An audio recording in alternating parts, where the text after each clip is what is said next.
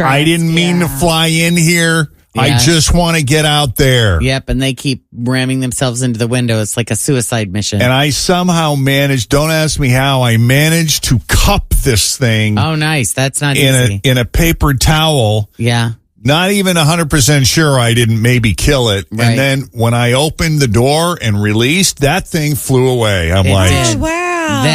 That is a win. Check that. Because that doesn't usually happen. Flies are kind of dumb. And they fly. I mean, think about when you get one in your car and you're trying to get it out of the car and it's just, the window is open and you're talking to it. It's like freedom is 2 inches away. God, I'm so soft. What happened to me? Well, I'm a little bit saving concerned. Flies now. I have something going on in my I have water in my basement right now, which is just going to be a mess to clean up. And I don't even really, it's just going to be a nightmare. But the carpet guy was over last night and we were going over some stuff. And I looked up and there is a spider web in my basement that has a bunch of little white things in it. Oh, no. I am guessing that's eggs. And I am just like, I have got to get that out of there. And at the same time, I'm like, oh, God, I don't want to touch it. Right? But I don't want to suck it up with the vacuum because then it's in the vacuum. Oh, yeah. Right? What if they explode in there is what I would be thinking. Exactly. So and there's like a million eggs in one little white dot. So kind of what I'm thinking is I'm going to vacuum it up and just throw away the vacuum. That is my number reasonable. One best. You probably have another vacuum, let's be honest. You probably have another vacuum on a different floor at that house you're in. I got a little handheld thing that I never use. I may sacrifice that one. Just suck it right up. Use the dirt devil. Toss. See you later. Yeah, I've done that before because we have one of those like little dust buster thingies in the basement. And I've gotten like a cobweb or something and I give it to Scott. I'm like, take this outside. There's a spider in here. He takes it out back. Is like, doop, doop, dump it out. No, I don't even know what to do. Bugs are just bad, man, this time of year. It feels like they're everywhere, inside, outside. So we keep our cat litter. We just have one pet, one animal, one cat. It's not enough, Gracie. Jeff. You need some more. You want a couple? Maybe later. Maybe some other time. But for now, he's all set. We're good. And the cat litter box is in the laundry room downstairs in the basement. So I go down there after work every day. I show up, I go downstairs, clean the cat litter box. It's a cool, sort of dry place. We have a dehumidifier in there so it doesn't get too moldy, too mildewy. Yep. And I see this huge bug. At first, I thought it was a giant spider. I'm like, holy crap, what the bleep is that? Yeah. And then I realized as I'm kind of doing a little reconnaissance, looking around. Yeah. That's not a spider. What is that? It's got these long antennae. Really long. Took a picture of it. And, iPhones have that feature where when you take a picture of a bug, a little bug icon comes up and identifies it. Isn't and I looked it up. And they call them cave crickets. I mean, there's a more technical name for it, but that's the common name. Yeah. Huh. And I go, cave cricket. All right, well, I'm just going to leave it alone because in my mind, I'm thinking it'll eat the bugs. That doesn't sound harmful in any way. Nope. Does it make a lot of noise, though, like crickets do? It wasn't making any noise. Keep you up all night? No, it was just staring at me. Okay. So I let it be. But as I went upstairs and I looked at it a little closer, yes, they do eat insects, but they also eat wood. Oh. Or they'll get into like clothing and eat the fibers. If that's assuming they can't find other foods. That's a Gene Krisky question. And I went on an exterminator site and the exterminator says, you got to get rid of them. But I was wondering, like, do you really need to? They say they like cool, damp areas. And our basement, especially now that it's finished, the laundry room might be like the dampest place there, but we have a dehumidifier in there. It's always on. So yeah. I don't know. But they say they typically, like, they don't come into your house on purpose. They usually are just like searching for a cool place. Like if they're outside, they'll usually be under like a railroad tie or something in the shade where they can kind of hang out. But But yeah, so I don't know. If I see it again, like, what do I do? Do I remove it? Do I let it stay? How big is it? 1 inch, 2 inches? What are we talking? I mean, it's about the size. I sent you the photo. Yeah. It's at least that size. Yeah. If not bigger. That's pretty big. I mean, it kind of startled me when I first saw it. I would be startled. For sure. Yeah. Not like those palmetto bugs, though, in Florida, which are basically flying cockroaches that are 1 inch or 2 inches long. Right. Those things are nasty. And they're everywhere. Well, the funny thing about the cave crickets is that they jump. And so if there's like one a grasshopper. Yeah. And so there was one that was in the family room and Gracie spotted it and she kind of walked over to it like, what's that? She won't eat the bug. She won't hurt the bug. She just likes to play with it. And, and that sucker jumped and it like startled her. She ran the other way. Yeah. Oh, yeah. Samantha says she catches them and throws them out. Well, that's good that you don't kill them. Yeah. Drew and Leah Lachey are Hey, here. guys. Surprise. Good morning. How are you? Good morning. How's How are life? you guys? Haven't seen y'all in a bit. Everybody good? It's been a minute. Yeah. Yo, everybody's great. We got, kids growing up, getting old. We got one going off to college. I can't believe it. In August. Wow. And then one starting high school in August. And crazy. it's kind of like, you have these timelines of your life. Like, so Hudson was born right when we first moved back here. 14 years ago. Really? Wow. Yeah. So that's like, yeah. So it's like, Iz was born right, Dance with the Stars, and then she was born, and then we moved when she was 4, and then now we've been here for I think that's my 14 favorite years. thing when people come up to me and they're like, she's 18, she was just in your belly. I'm Yeah. like, guys, time goes back. It doesn't freeze for the TV. So crazy. Yeah. That is Yeah. wild. That's crazy. Yeah, but other than that, I mean, we have a third child now, not an actual child, but our Your baby. yes, the other one that still needs, Right. to be fed and held and everything like our show Labelist. We're bringing that back again. Nice. So we're very excited about that. That's a fun, Little thing to do with your time. It's just a little thing to it's do just with a our little time. thing, yeah. Just a little project. That consumes everything that we do. I was going to Yeah. say, I would imagine, I mean, it's such a big undertaking. It would consume everything, right? Yeah, it's basically you're launching a new business, Yeah. and trying to get the brand recognition out. And I don't know if you guys have seen, we got billboards literally everywhere. Okay. So All right. So about the billboards. Yes. So there was one giant, because I live in Kenwood. So every night, so between here, I'm on I-71 and there's the big one by the BMW store. And I saw it and I saw that you guys were like, hey, if you see one of our billboards, take a picture of it. I'm like, I can't. I'm driving, but it looks great. Do it safely. Do Yeah, it you have to safely. be a passenger. You have to be the passenger princess in order to take the photos. But yeah, it's we're trying to continue to grow it and build it. We had it here clearly last year. We came and talked to you guys about it. And in the fall, we did a 7-city tour, which ended in a sold out show in New York City. Sold And what out. was that like? Hell. Oh no! Don't say that. Don't say that. No, you know what? It was a moment in time that I will never forget. Just the applause from a New York audience, right? Years and years of hard work, and just to look at each other and go, man, we did that. Yeah. We did that. Yeah, we like to take things on ourselves and do as many of the jobs as possible. I think we realized in the fall that we need to start delegating more. Drew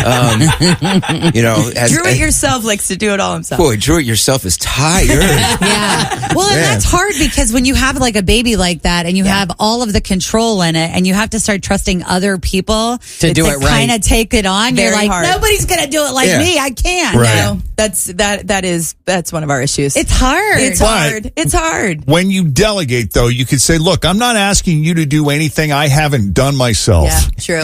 But I've done it perfectly. Yes. Therefore, I expect you. Exactly. Yeah. And that's where the problem happens. Yeah, and I think that's part of it too, is that when you do every little piece yourself, then you are able to look at people and say, you know what, I did that. Right. So step it up. It can be done. Yes, Well, it can be and done. I'll tell you what was pretty exciting for me recently when I went to New York with Broadway and Cincinnati. So we were seeing like all these different shows and we got to preview some that hopefully will tour one day and we don't really know. But I'm sitting at the brand new production of The Wiz Yes. in New York City, which is starring like Wayne Brady and the chick that sang Deborah Cox. Deborah Cox. Yeah. Deborah Cox. And I'm reading the playbill and it's like the lead who's playing Dorothy is like most recent in Labelless, a new musical. Yeah. And I'm texting Drew I have chills. I'm texting Drew. I'm like, is this your star from your show? Wow. And it Yes. is her. Yeah. It's her. So this It's her. just Wow. goes Which to show one? you the caliber of this. Nichelle. She was in the show for what, two runs she did of Labelless. she did the Sign Museum Yeah. and she did Playhouse last summer. Yeah. And literally while we were rehearsing for the Playhouse last summer, she was auditioning for The Wiz. Like Oh, one of our great friends helped fly her back to New York Yeah. for her in-person audition. And you know, she got the call that she was going to make her Broadway debut in That's this so while cool. she was here with Chills. us. Wow. I know, right? Yeah, so it She's just, incredible. she's a fantastic talent, but it is kind of a, little feather in our cap to be like, look, this is the caliber of talent that is on the stage. right. Yeah. And last summer she sang a song, she sang Respect by Aretha Franklin, which was in our show last summer. It is not in the show anymore. So the show has continued It's to grow. shifting. I was going to ask you, Evolving. does it Evolving. change? Has it evolved? Oh, yeah. Is it a different show today than it was when it first? Yeah. Oh my gosh. I mean, we were tweaking the script and the stories, last 2 nights ago? Like yesterday let's be morning, real, I was last literally night. sitting at the, I was sitting at the coffee table, like rewriting it, going back and forth with cast members because this show is all about telling their stories. Yeah. It's about telling like what they're going through in their lives and their successes, their challenges, their struggles. And so as those stories change, as they come to, mature and have different stories and have different ways that they're looking at life, their stories need to change along with them. So these are rooted in the players' lives. Yes. Oh, yeah. Absolutely. Every Wow. story in the show is true to either the current cast member that's telling the story or a cast member that's been in the show previously. So it's all true stories. Well, when you guys are ready for someone who was labeled as a cognitive delayed or intellectual disability and turns out they're not, I have an actor for you. Really? Let's go. I sure do. I don't know if they know the Let's story. go. Do you know the story? No. You don't know my Jacob story. Oh. He, last August, became able to communicate openly by spelling words one letter at a time on a keyboard. He does not have an intellectual disability or a cognitive delay. He is brilliant. And since this has happened, he was discovered by a casting agent on Facebook. He will be in New York this fall for 4 weeks. He has a lead role in a feature film. Then next spring, he has a lead role in an opera.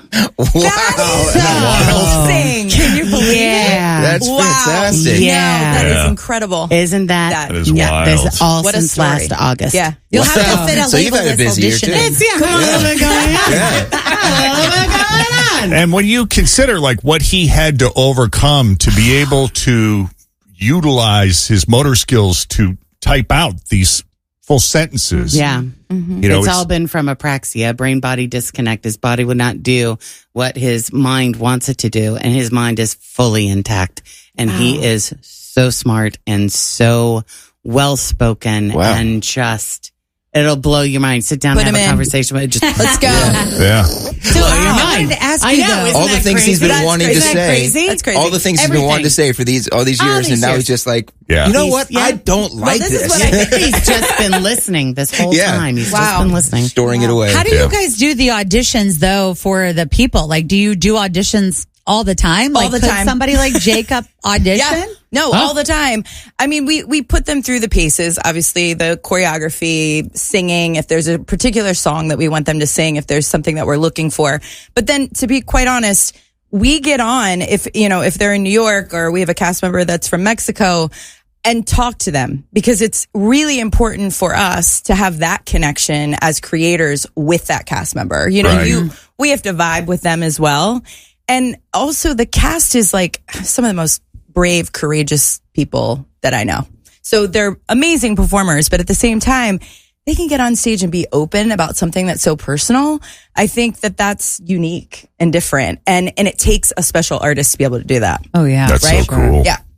No, I think for us, one of the biggest things that we've discovered is that yes, what happens on the stage is, I mean, that's very important. Mm-hmm. But the things that happen behind the scenes, what happens in the rehearsals, what happens as you're on tour together, those connections that they make in those situations, they are just as important, if not more important, because they are kind of they're the social experiment that being labelist can work, you know, that you're able just to kind of connect with people and see people from different walks of life and different colors and different everythings, and become friends with them and build a community. So, it's very important that we have these conversations with them beforehand, make sure that they kind of will fit into the family. You know, cause you're bringing somebody new and you want to make sure that you're not, you know, what is it?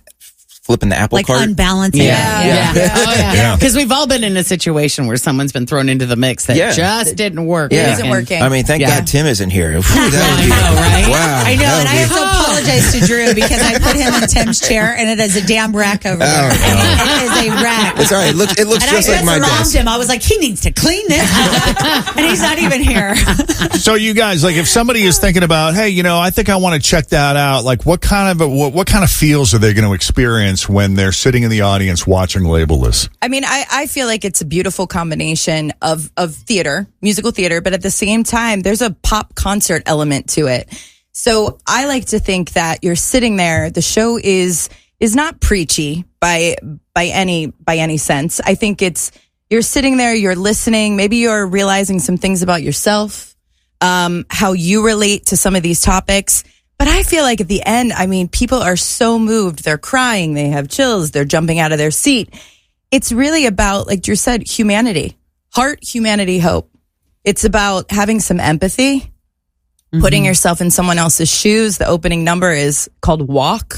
Come walk in my shoes so that you can really understand me. So I think well, obviously I'm a little biased, but I feel like it is entertaining. You are going to go, whoa, that was like the fastest 90 minutes. I feel so entertained, but at the same time, move to maybe go out in the world and be a better person. That's great. Yeah. So it's inspiring. Yes. You walk out of there feeling good. Yes. That's great. Yeah.